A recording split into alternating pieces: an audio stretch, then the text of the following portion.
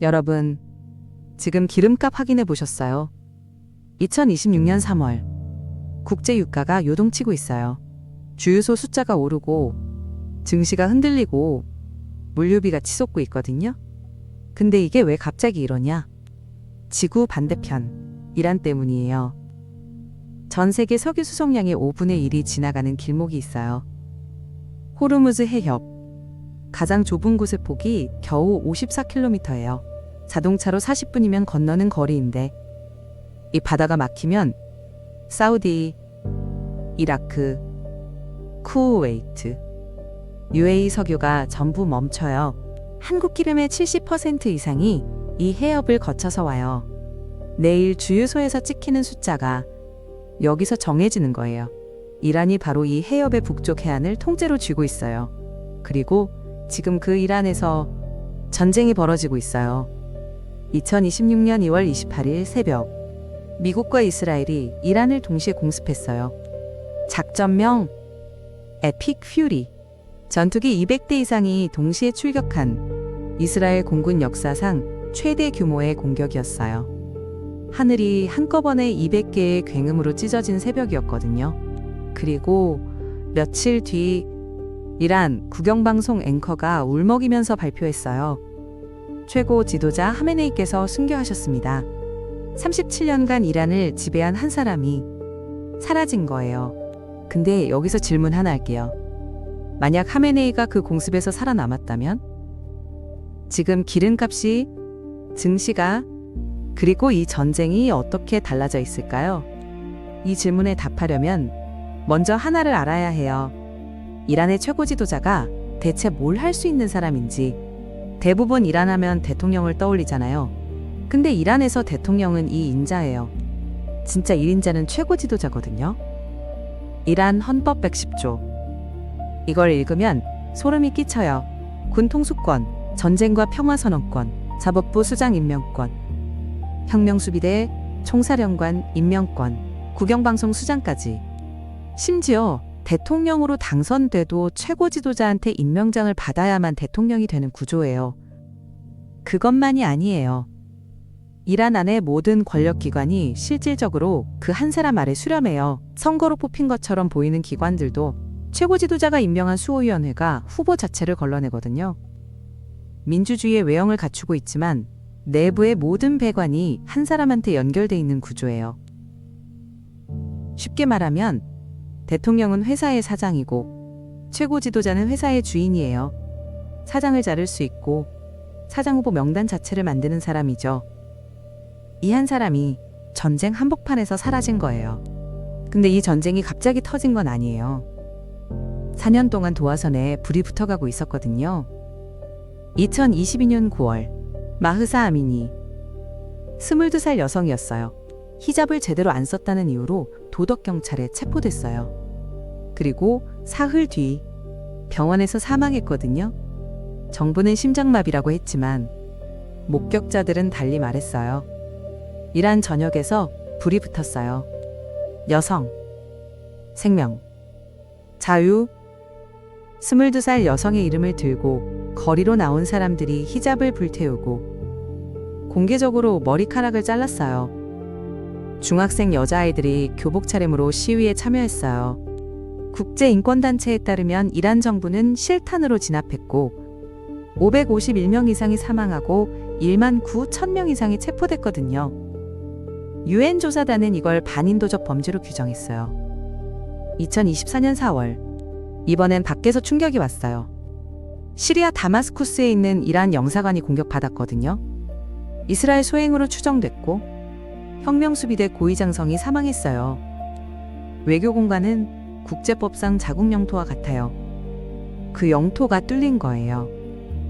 이란 입장에서 이건 굴욕이자 선전포고였어요. 같은 해 5월, 라이시 대통령이 헬기 추락으로 사망했어요. 1981년 이후 43년 만에 현직 대통령이 임기 중에 죽은 거예요. 조기 대선이 치러지면서 정치 지형 자체가 흔들렸어요. 안에서도 밖에서도 체제가 동시에 흔들리고 있었거든요. 2025년에는 이스라엘과 12일 전쟁을 치렀어요. 이란은 상당한 군사적 손실을 입었고 전후에 국내 단속을 더 강화했거든요. 패배의 기억과 공포가 체제 내부에 새겨진 거예요. 안에서는 시위, 밖에서는 영사관 공격, 현직 대통령 사망, 전쟁 패배. 이 모든 게 2022년부터 2025년까지 3년 동안 연달아 터졌어요. 그리고 2026년 2월 28일 이 모든 선이 한 점에서 만나면서 에픽 퓨리가 시작된 거예요. 자, 하메네이가 죽었어요. 이란에서 지금 뭐가 벌어지냐?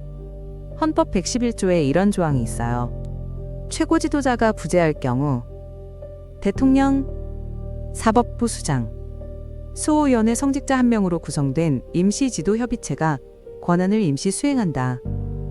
실제로 이게 가동됐어요. 페제시키안 대통령, 에제이 사법부 수장, 아라피 수호위원회 성직자. 지금 이 세 사람이 이란의 최고 권력을 나눠 쥐고 있어요. 생각해보세요. 37년간 한 사람이 새벽 1시에 혼자 내리던 결정을 이제 3명이 회의를 열어서 합의해야 해요. 전쟁 중이에요. 적기가 하늘에 떠 있는데 3명이 전화통화를 해야 하는 거예요. 군에 보복 명령을 내려야 하는데 3명 중 1명이 반대하면 멈춰야 해요. 한 사람이 5분 만에 내릴 결정을 3명이 며칠 동안 조율하는 거예요. 전쟁에서 며칠은 치명적이거든요. 거기다 차기 최고 지도자를 뽑아야 해요. 헌법 107조에 따르면 전문가 회의가 선출하는 건데 지금 가장 유력한 후보가 하메네이의 아들 모지타바 하메네이예요. 세습이 아니라 선출이라면서 아버지의 아들이 1순위라니. 이란 안에서도 엄청난 논쟁이에요. 밀어붙이는 쪽, 반대하는 쪽, 그리고 혁명수비대는 자기들한테 유리한 후보를 따로 원하거든요. 그리고 이 혼란 속에서 군이 알아서 움직이기 시작했어요. 혁명수비대는 이미 트루 프로미스 4라는 이름으로 20차례 이상 보복 공격을 집행하고 있어요. 임시협의체의 승인을 받겠지만 전장에서는 몇 시간 안에 결정이 나야 하는 상황이에요. 회의가 길어지는 동안 혁명수비대는 자기 판단으로 먼저 움직일 수밖에 없어요. 지휘 체계가 흔들리면 군이 정치를 대신하기 시작해요. 역사에서 이 패턴이 어떻게 끝났는지는 우리 모두 알고 있잖아요. 한편 이란 국민 9,300만 명의 일상은 이미 무너지고 있어요. 전쟁 전부터 제재로 이란 경제는 휘청거리고 있었거든요. 여기에 전쟁까지 터지니까 이란 리알화 가치가 추락하고 생필품 가격이 치솟고 수입품이 끊기고 있어요. 산유국 국민들이 연료 부족에 시달리는 거예요. 땅 밑에 석유가 묻혀있는 나라에서 기름을 구하지 못하는 사람들이 나오고 있는 거예요. 전쟁 수행, 권력 이양, 후계자 경쟁, 무너지는 민생. 이 4가지가 동시에 벌어지고 있어요. 이게 지금 세계선 A 현실이에요. 그럼 세계선 B로 가볼게요. 하메네이가 그 공습에서 살아남은 세계.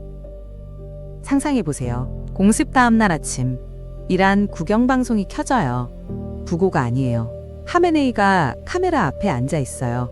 손등에 붕대가 감겨 있어요. 목소리가 쉬어 있어요. 하지만 살아 있어요. 입이 움직이고 있어요. 이 장면 하나가 모든 걸 바꿔요. 미국과 이스라엘이 전투기 200대를 보내서 죽이려 했는데 살아남았다. 이란 안에서 이건 신의 보호로 읽혀요. 9,300만 명이 결집해요. 2022년에 하메네이 물러나라를 외치던 사람들한테조차 외국이 자국 지도자를 죽이려 한 건 완전히 다른 문제거든요. 체제가 단숨에 단단해져요. 여기까진 누구나 예상할 수 있는 시나리오예요. 근데 진짜 무서운 건 그 다음이에요. 살아남은 하메네이가 가장 먼저 하는 일이 뭘까요? 보복? 아니에요. 숙청이에요. 전투기 200대가 내 위치를 정확히 알고 날아왔다. 누가 좌표를 넘겼지? 이 질문이 떨어지는 순간 이란 내부의 공포가 퍼져요. 혁명수비대의 고위 장성부터 정보기관 간부까지 누구든 의심 대상이 돼요. 37년간 모든 권력을 혼자 쥐고 있던 사람이 죽을 뻔했어요. 그 사람의 편집증이 어떤 수준이 될지 상상해보세요. 이건 역사에서 반복된 패턴이에요. 1944년 7월 20일 히틀러가 암살 미수를 겪었어요. 폭탄이 회의 테이블 아래에서 터졌는데 살아남았거든요. 그다음 히틀러가 뭘 했냐면요. 자기 편을 죽이기 시작했어요. 관련자 7,000명 이상이 체포되거나 처형됐고 그중에는 독일 최고의 야전 사령관들이 있었어요. 전쟁 말기에 가장 유능한 장군들을 자기 손으로 제거한 거예요. 결과는요. 노르망디 이후 독일군의 방어가 급속히 무너졌어요. 살아남았기 때문에 더 빨리 졌어요. 카스트로도 마찬가지예요. CIA가 600번 넘게 암살을 시도했거든요. 카스트로는 살아남을 때마다 매부를 더 조였어요. 쿠바는 살아남은 지도자의 편집증 위에 세워진 감옥이 됐어요. 세계선 B의 하메네이도 이 경로를 밟아요. 가장 유능한 혁명수비대 지휘관들이 능력이 아니라 충성도로 교체돼요. 전쟁을 치르는 중에 전쟁을 가장 잘 아는 사람들이 사라지는 거예요. 그리고 여기서 진짜 소름 끼치는 전개가 나와요. 재래식 전쟁 능력이 무너진 이란이 완전히 다른 카드를 꺼내요. 호르무즈 해협 봉쇄? 막으면 이란 자기 석유 수출도 멈춰요. 자해거든요? 미사일? 요격당해요. 재래식 무기로는 미국을 이길 수 없다는 걸 살아남은 하메네이는 뼈저리게 느꼈어요. 그래서 꺼내는 카드가 사이버예요. 이란의 사이버 능력은 세계 5위권이에요. 이건 과장이 아니에요. 2012년 이란 해커들이 사우디아라비아 국영석유회사 아람코를 공격했어요. 컴퓨터 3만 대가 한꺼번에 마비됐거든요. 세계 최대 석유 회사가 며칠간 수작업으로 돌아갔어요. 같은 해 미국 주요 은행 6곳이 대규모 사이버 공격을 받았어요. 이스라엘 수도 시설 해킹 시도도 있었고요. 이게 전부 이란이에요. 미사일은 요격할 수 있어요. 전투기는 격추할 수 있어요. 근데 코드는요? 코드는 요격 못해요. 전 세계가 호르무즈 해협만 쳐다보고 있는 동안 이란은 폭탄 한 발 안 쏘고 전쟁을 시작해요. 한국은행 전산망, 일본 전력 시스템, 유럽 항만 물류, 이란과 직접 전쟁을 하지 않는 나라들까지 타격 대상이 돼요.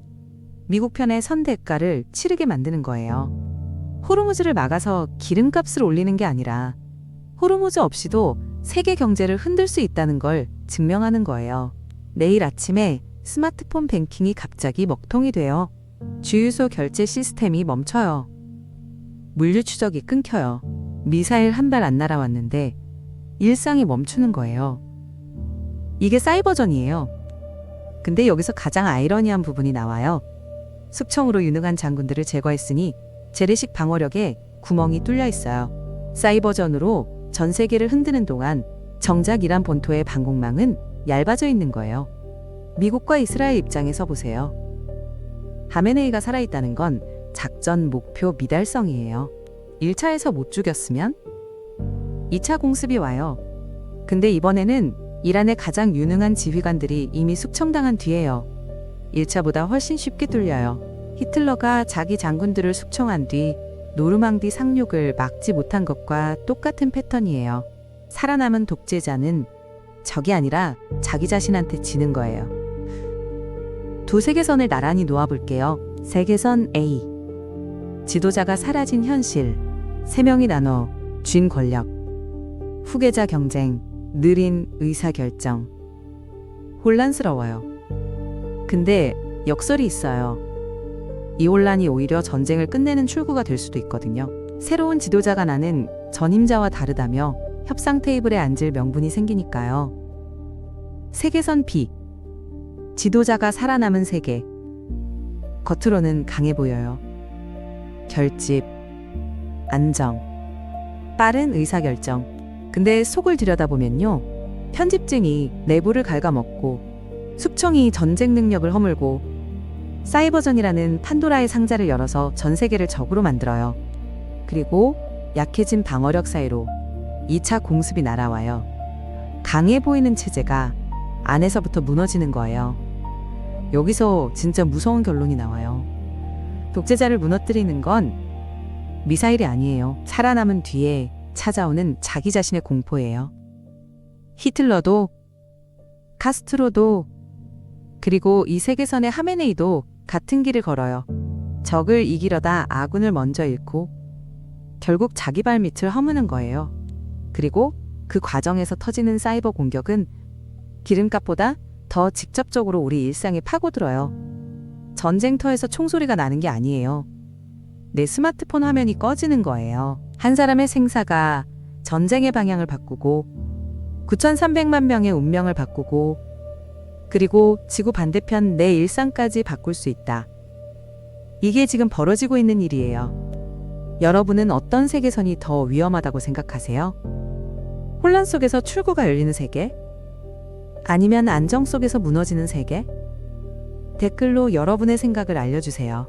만약에 세계선은 현실에서 갈라질 수 있었던 다른 길을 상상하는 곳이에요. 역사 속 세계선부터 지금 벌어지고 있는 국제 정세의 세계선까지. 역사는 바꿀 수 없지만 만약에를 상상하는 순간 우리는 그 현실을 더 깊이 이해하게 돼요. 만약에 세계선에서 다음에 또 만나요.